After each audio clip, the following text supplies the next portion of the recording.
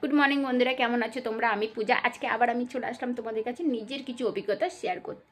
Actually কী জানো, অবহেলা মেয়েদের জন্য ভীষণ কষ্টকর, কিন্তু এই অবহেলাটাই মেয়েদের জন্য না, যে ব্যক্তি অবহেলা করে তার জন্য ভবিষ্যতে ভীষণ কষ্টকর। কারণ সেই ব্যক্তি না অবহেলা করতে করতে একটা অভ্যাসে দাঁড়িয়ে যায়, আর সে কিন্তু ওভার কনফিডেন্ট হয়ে যায় কি আমি যতই অবহেলা করি এই ব্যক্তি আমাকে ছাড়া চলতে পারবে না, আমাকে ছাড়া বাঁচতে পারবে না। কিন্তু এই অবহেলাটাকেই সেই মেয়েটা যখন সহ্য করতে করতে অস্ত্র হিসাবে ব্যবহার করে, আর একসময় কিন্তু এই অবহেলাটা কি শিখিয়ে দেয় জানো?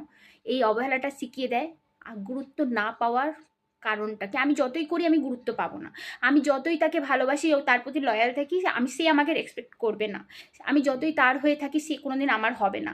সেই জিনিসটা কিন্তু সেই মেয়েটাকে একা থাকতে, একা বাঁচতে, একা ইনকাম করতে শিখিয়ে দেয়। আর যখন মেয়েটা একা ইনকাম করতে, একা বাঁচতে শিখিয়ে দেয়, সেই মেয়েটার কিন্তু এইটুকুনি কষ্ট হয় না সেই অবহেলাকারীকে ছাড়া থাকতে। সেই জন্য কিন্তু একটা মেয়ের ভীষণভাবে জরুরি ইনকাম করতে শেখা।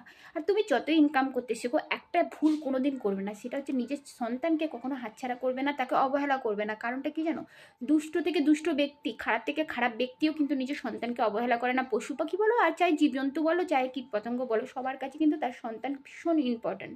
তুমি ওকে যে হয়তো অনেকেও বলবে কি সেই ব্যক্তি তোর আপন হলো না, তুই তার সন্তানকে মানে কদর করছিস, তার সন্তান না, তোমার সন্তান। সেই জন্য তুমি তোমার সন্তানকে কোনোদিন হাতছাড়া করবে না। কারণ আজকে তুমি যদি কষ্টে দুঃখে তোমার সন্তানের তুমি সাথে থাকো, সেই সন্তান কিন্তু এককালে যখন তোমার বয়স হবে তোমার সাপোর্ট করবে। যেরকম তুমি তোমার মার আজকে সাহারা, তোমার বাবার আজকে সাপোর্ট, সেরকম সেই সন্তানটা তোমার সাপোর্ট করবে। সেই জন্য নিজের সন্তানকে কখনো হাতছাড়া করবে না, নিজের সন্তানকে ভালোবাসবে, নিজের কাছে রাখবে। নিজে যা খাবে নিজের সন্তানকেও তাই খাওয়াবে।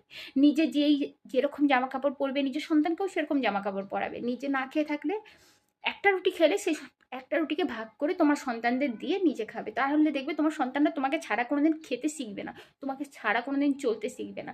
কিন্তু তুমি লোকের কথা নিজের সন্তানকে অবহেলা করবে, একদিন সেই লোক কিন্তু দেখবা নিজের সন্তান মানুষ করার জন্য তোমাকে ব্যবহার করবে।